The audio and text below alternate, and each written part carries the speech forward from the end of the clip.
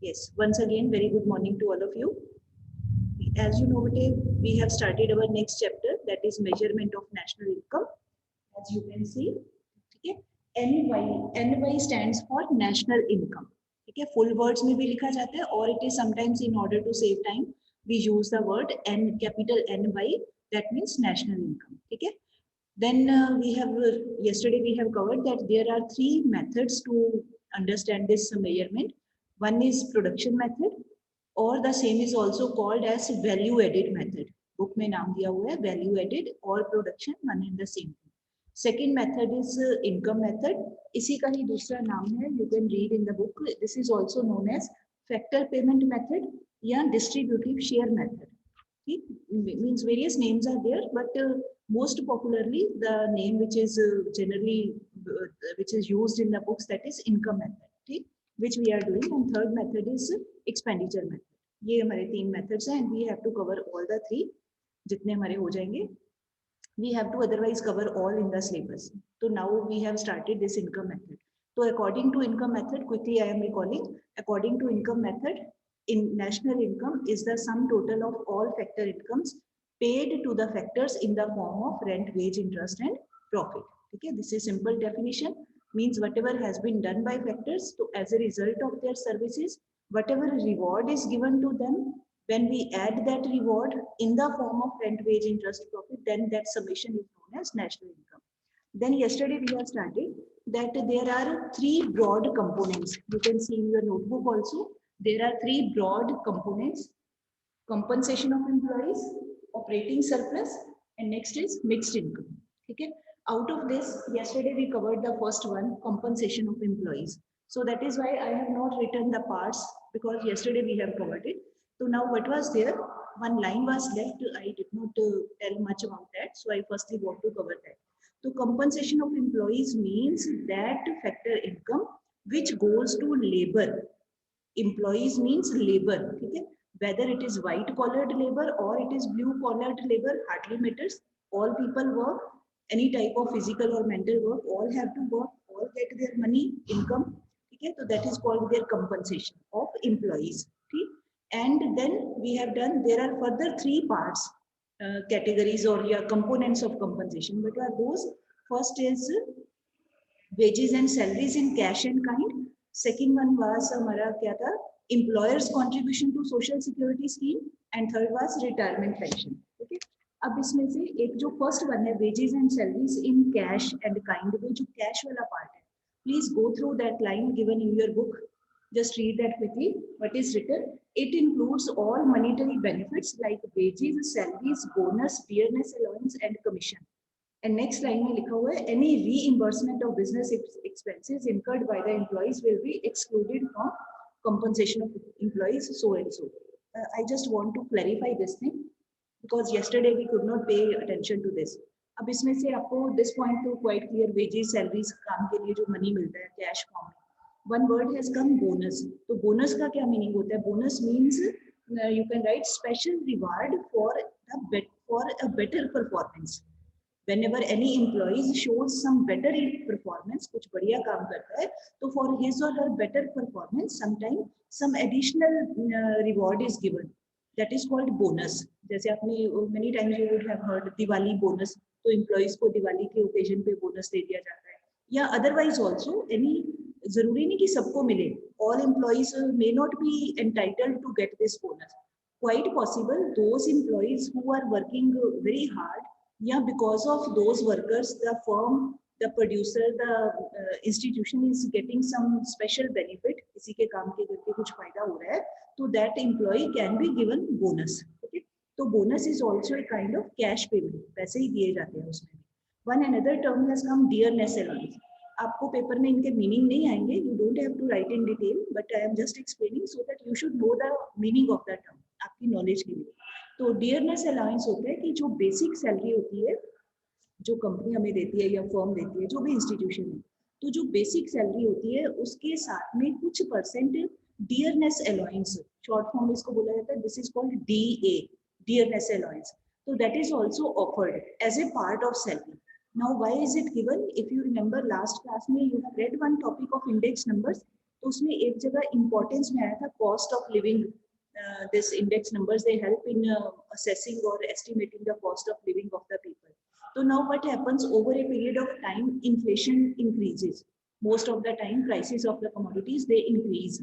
But if the employees are given just the basic salary, जैसे आप 10 years पहले किसी काम पे लगे, you have got work in some firm 10 years earlier, 2000 मान लो 11 में आप काम में लगे, तो 2011 की जो आपकी सैलरी थी, बेसिक सैलरी मान लो 10,000 रुपीज थी, तो वो बेसिक सैलरी उतनी की उतनी है. बट नाउ ईयर इज 2021, तो during these 10 years 10-11 years prices of the commodities have increased. जो जनरल नेसेसिटीज की चीजें हैं, due to inflation normally rates of the prices of the commodities increase. तो how the employees will manage their routine household expenses, how will they be able to manage. अगर salary increase नहीं होती है और चीजों के rate बढ़ते जाते हैं, तो then it becomes very difficult to survive. हमारी सैलरी 10,000 ही रहे और हमारे खर्चे आज की डेट में महंगाई होने के करके हमारे खर्चे जो है वो डबल हो जाते हैं या ट्रिपल हो जाते हैं, तो then it becomes very difficult. तो in order to eliminate the effect of inflation, what happens most of the time, जो फर्म्स होती हैं they offer some dearness allowance या डीए टू देयर एम्प्लॉइज. उसका मीनिंग होता है some percent of the basic salary will be given additionally. जैसे you just calculate in your copy, मान लीजिए बेसिक सैलरी इज 10,000, ठीक है, तो उसके ऊपर ये कहा जाता है कि आपको 5% डीए विल बी गिवन. तो कितना हो जाएगा, 10,000 प्लस 10,000 का 5%.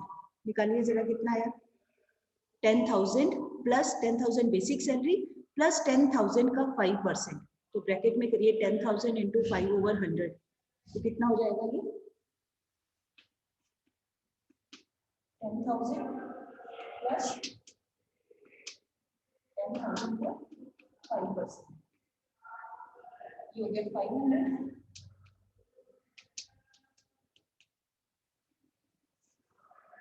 Now the salary which will be given to the employee, that will be 10,500. ठीक है, जितना भी डिसाइड किया जाता है बाय द फर्म वो एडिशनल, मतलब 10,000 तो बेसिक मिलनी ही मिलनी है, प्लस जितने परसेंट भी डीए के तौर पे डिसाइड किया जाता है दैट इज गिवन एडिशनली. तो 10,000 का 5% हो गया 500, तो ये 500 will be added to the basic salary. तो ये इस करके दिया जाता है so that the employees can face the effect of inflation, they can increase, they can we can say handle their cost of living, because that increases with the rise in price of the commodities बढ़ते ही हैं. तो in order to cover that expenses normally जो firms होती हैं they provide, सभी नहीं, I am again saying all firms don't offer all these things, but जो देते हैं तो वो DA होता है. ठीक है, उसके बाद कमीशन वर्ड इज देयर. तो कमीशन तो ये तो सिंपल है कि कई बार क्या होता है, जो एम्प्लॉइज होते हैं समटाइम्स दे आर आस्क्ड कि भाई if you help us in the sale of this much quantity, तो पर यूनिट के पीछे यू विल बी गिवन मान लो 1 रुपी. मान लीजिए कि आप इतने यूनिट से सेल करते हो तो हर यूनिट के पीछे आपको 1 रुपी कमीशन दिया जाएगा. तो अगर मैंने मान लो 10 यूनिट से सेल किए एज एन एम्प्लॉय तो मुझे 10 रुपीज मिलेंगे. अगर मैंने 20 यूनिट से सेल किए तो आई विल गेट 20 रुपीज. तो ये क्या होता है, this is a kind of attraction कि employees also feel that if they work hard तो they will also get monetary benefit. तो all these are just the steps to get work from the employees. So obviously when we have to get work from someone, whether they are our employees, so we also as employer we should offer something, ताकि other person should also feel कि हाँ भाई if I am doing work so I am getting reward for that also, because all of us, all human beings, they work for reward. Reward को ये वो बोलने वाली शाबाशी नहीं, reward को मतलब monetary benefit everybody expects. तो ये कमीशन होता है. ठीक है, उसके बाद one line is written very very important, any reimbursement of business expenses incurred by the employee. इसका मीनिंग है, जैसे I give you simple example of our school for example. मान लीजिए any there is any inter school competition, मान लो लुधियाना में है, तो our school team also has to go there and participate. तो 2 बच्चे हैं, 2 बच्चों को लेके any teacher will be appointed deputed for this duty, you please take these 2 children, go to that school, here you have to participate on behalf of our school in Ludhiana. ठीक है, तो teacher goes. मान लो school की तरफ से at that time no bus is free, no van is free, no car can be availed, कोई आने जाने का no transportation is available at that time. तो व्हाट इज आस्क्ड कि ma'am you take this children by bus you can go and by bus you can come back, and when that teacher she or she spends money from her pocket. दो बच्चे और one teacher, तीन लोगों का जो बस का fair है वो आते समय भी और जाते टाइम भी, बोथ वेज, ठीक है। तो that is those expenses are borne by the teacher, ठीक है। तो टीचर ने अपनी पॉकेट से खर्च कर दिया। अब now what happens when that teacher comes back, what will she or he do? They will go to the school office, accounts office में, they will show the tickets of all the three persons. इतना हमारा आने का किराया लगा, इतना हमारा जाने का किराया लगा, तो that much money जितना भी बना, that money is paid to the teacher, ठीक है, paid to the person who has done that work. अब इसमें आप सोच के देखो, इसमें एम्प्लॉई का अपना कोई पर्सनल खर्चा नहीं था, that was on behalf of the firm या institution. तो ऐसे ही जो लोग भी, ये सिर्फ स्कूल का एग्जांपल नहीं, any business form can be there, कि भाई if any employees goes somewhere या does any work from his own pocket, अपने पास से ही स्पेंड्स मनी, तो later on that money is returned to him, accounts office से उसको वो पैसे वापस किए जाते हैं। Because why? बिकॉज वो उसका कोई अपना पर्सनल नहीं था, he was working for the firm only, तो वो खर्च फर्म का खर्च है, that will be termed as intermediate consumption expenditure of that firm. I hope it is clear, ठीक है। तो वो एम्प्लॉय का कोई अपना पर्सनल नहीं है, उसको हम उसकी ये नहीं कहेंगे दिस इज हिज कंपनसेशन या wage and salary in cash, ना तो उसकी वेज सैलरी है, कुछ भी नहीं है उसका, that is the expenditure of the firm which is intermediate expenditure, ठीक है। सो ये पॉइंट आपने याद रखना है। सो this was all about our this first component, compensation of employees. Now second is operating surplus, okay. Now this is repetition, so I will not go in much detail because already we have covered this.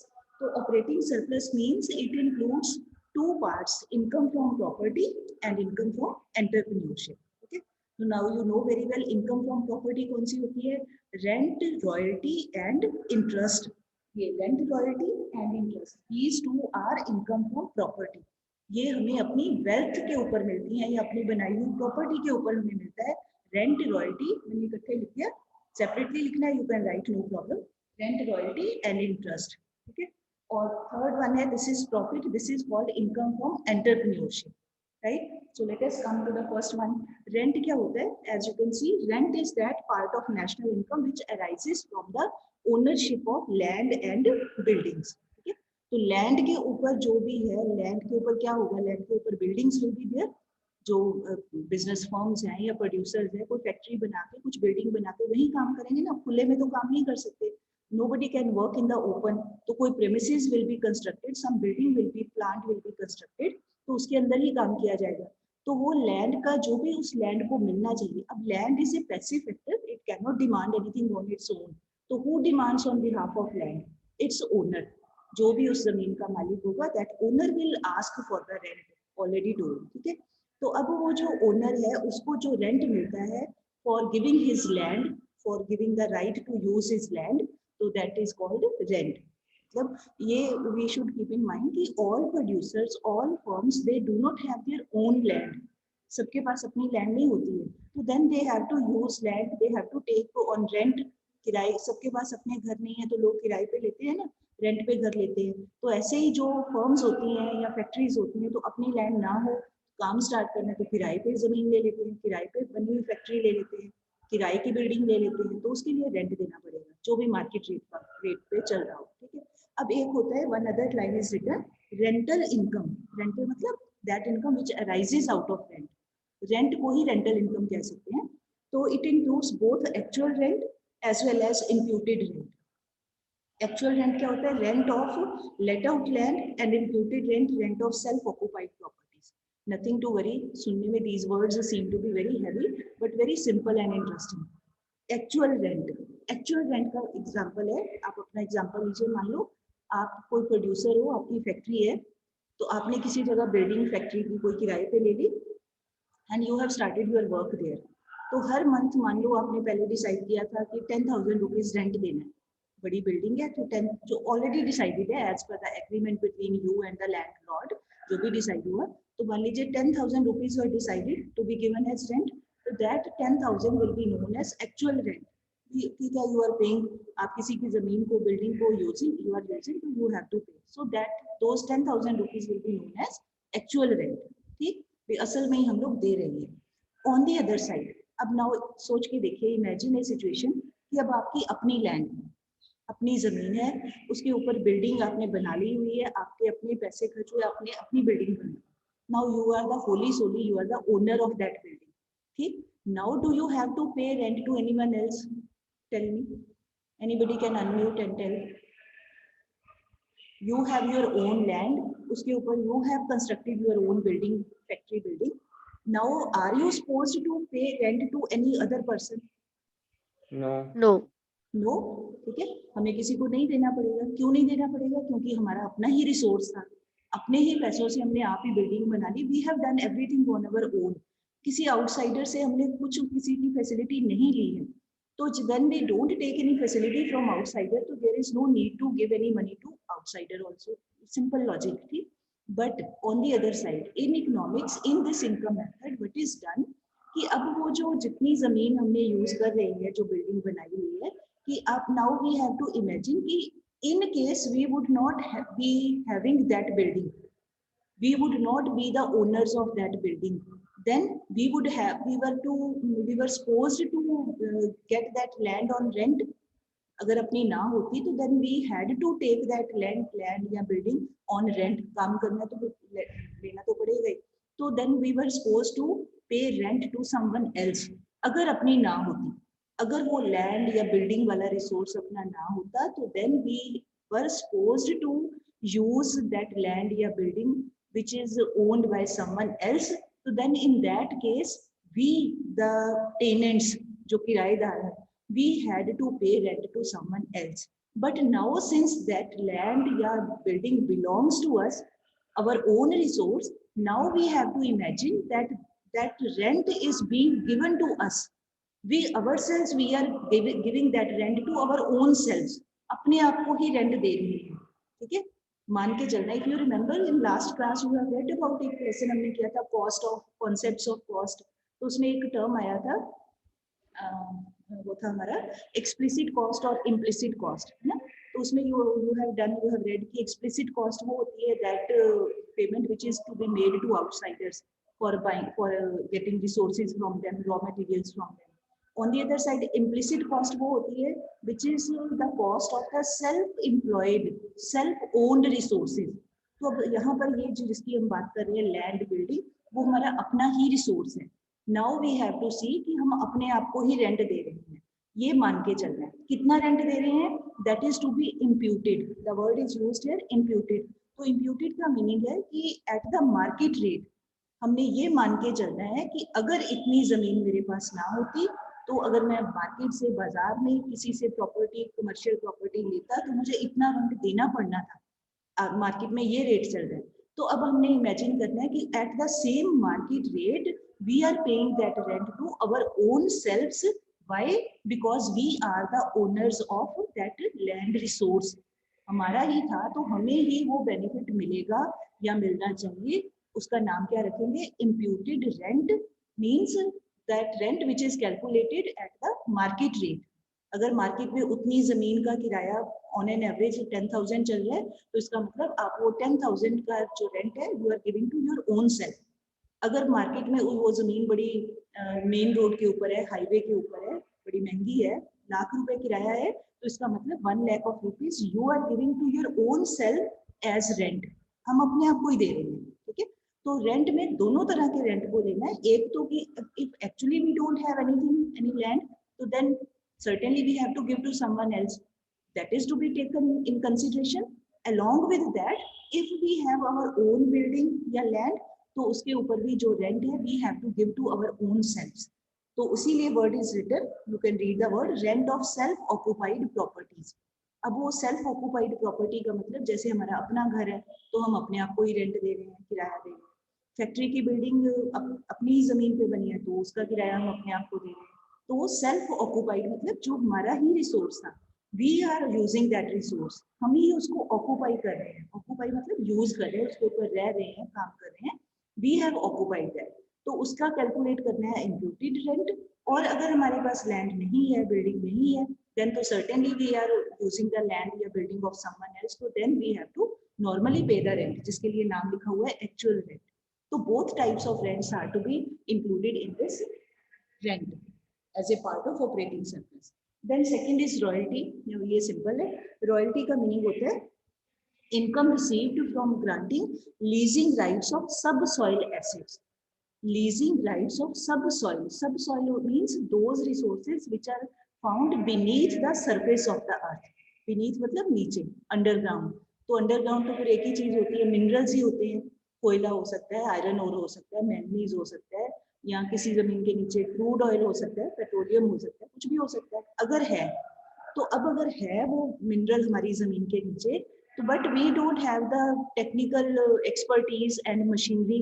अब हमें पता है कि हमारी जमीन के नीचे कोयला है, जिस लैंड के हम ओनर हैं. मान लो हमें पता है कि हम मान लो झारखंड में रहते हैं, उधर कोल माइंस आर देयर, कोल है वहां पे.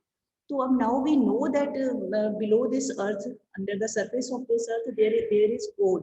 But as an individual, we don't have the machinery, we don't have the technical knowledge, we don't have the resources to mine that coal.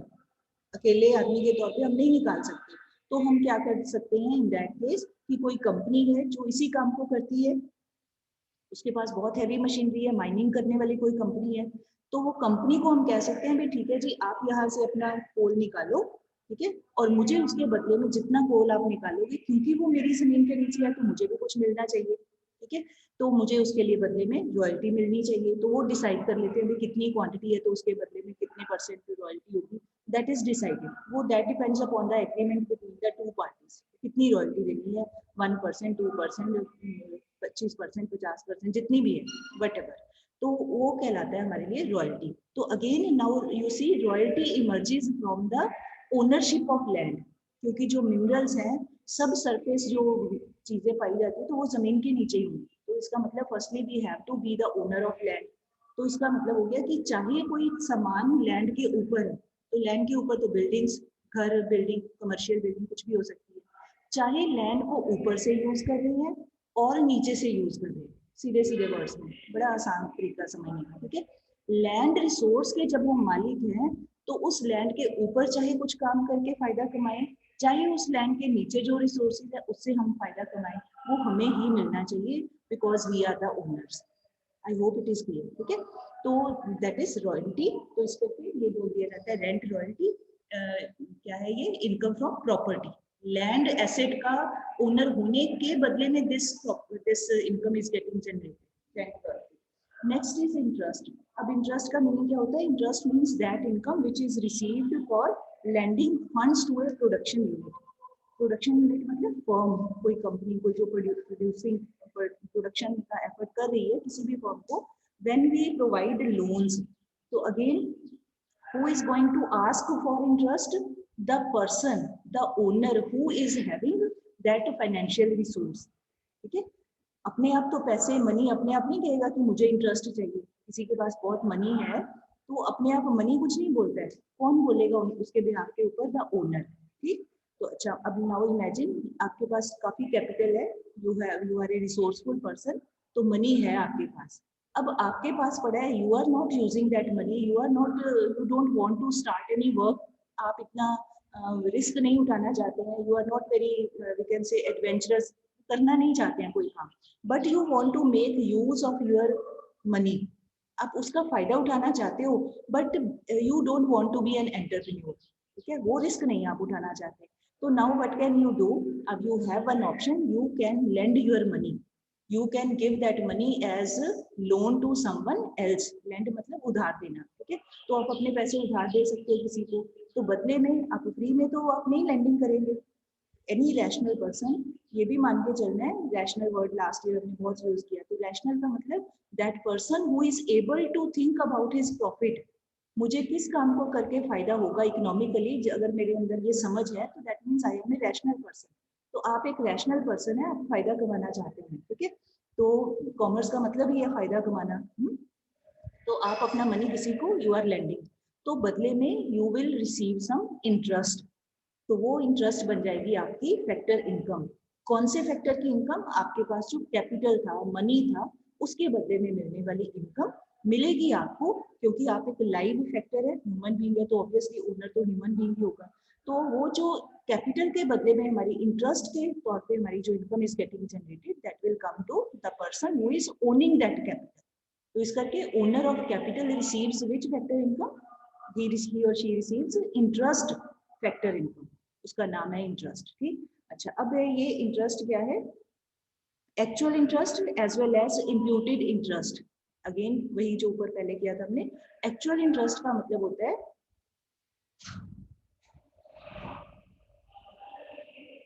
Actual interest का मतलब कि हमने वी कैन से किसी को मनी उधार दिया, ठीक है, किसी को मनी अगर उधार देते हैं, लेंड करते हैं, तो हमें सच में ही in reality we will receive interest, वो तो कहलाएगा एक्चुअल इंटरेस्ट।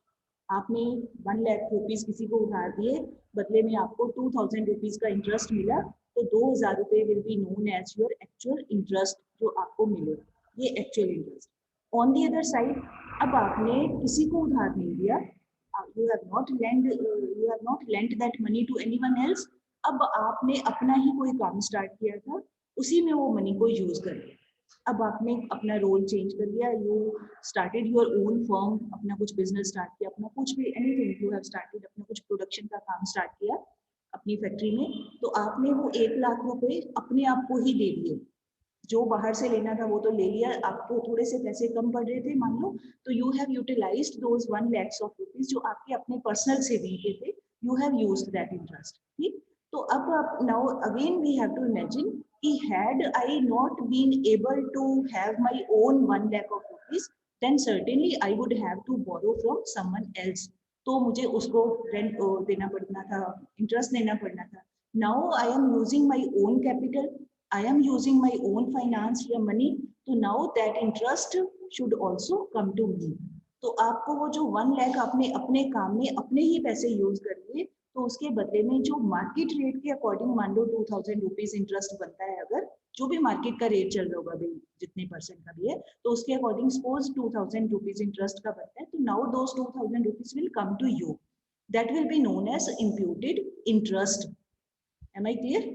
जैसे बिल्डिंग का बताया, घर का, बिल्डिंग का अपनी ही जगह हो तो किराया अपने आप को। Same way if we have our own money, if we have our own this funds, तो उसका इंटरेस्ट भी हमें अपने आप को ही मिलेगा, that will be known as imputed interest. ठीक, और अगर हम अपना पैसा किसी को उधार में देते हैं, तो जो हमें इंटरेस्ट मिलेगा that will be known as actual interest.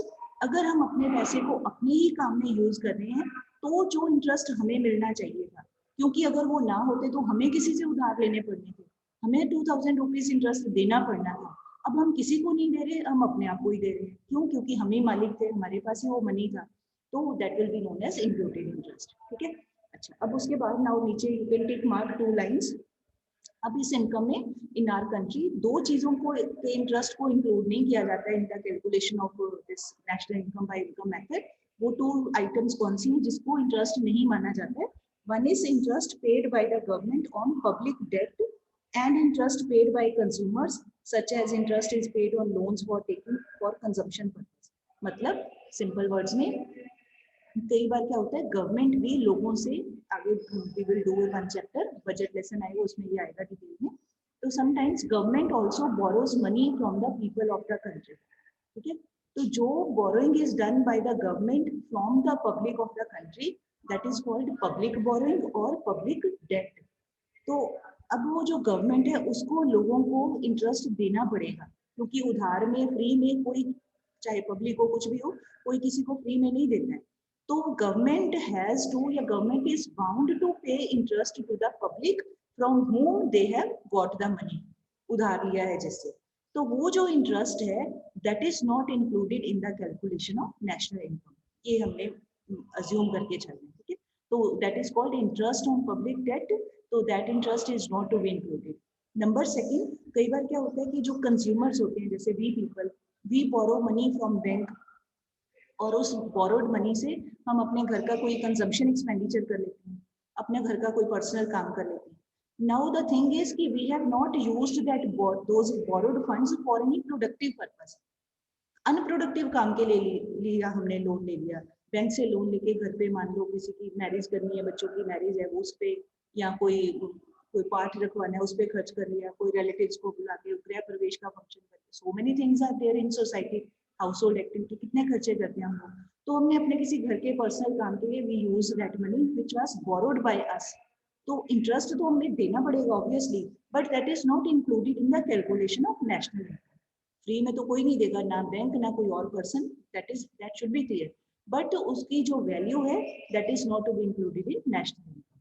ठीक है, एक तो ये। सेकेंड दिया हुआ है ऐसे ही interest paid by one firm to another firm, कि अगर कोई फर्म्स आपस में डील करती हैं तो एक फर्म दूसरे फर्म को इंटरेस्ट देती है, तो that is not to be included.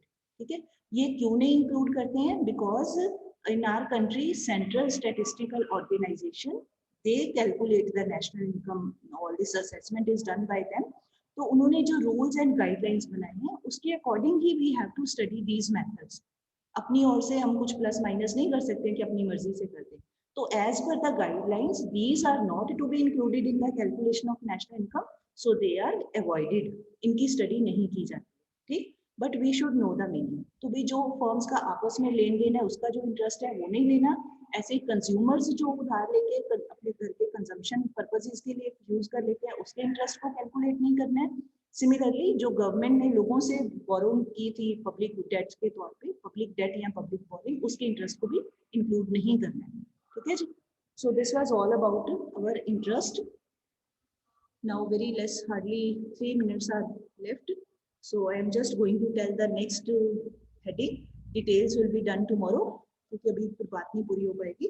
तो next our factor income is profit. This is these two are income from, क्या था ये, प्रॉपर्टी, ये दोनों। Now this third one, profit is the income from, क्या ये, एंटरप्रेन्योरशिप। ठीक है, तो ये क्यों मिलना चाहिए? As it is written very nicely, profit is the reward to entrepreneur for his contribution to production of goods and service. कि भाई the person who is the entrepreneur, जो रिस्क उठा रहा है काम करने का, हेडेक ले रहा है, पेन ले रहा है, सारे काम की जिम्मेदारी, responsibility is being borne by that person, तो he should also get something, उसको भी कुछ मिलना चाहिए। And it is a residual payment.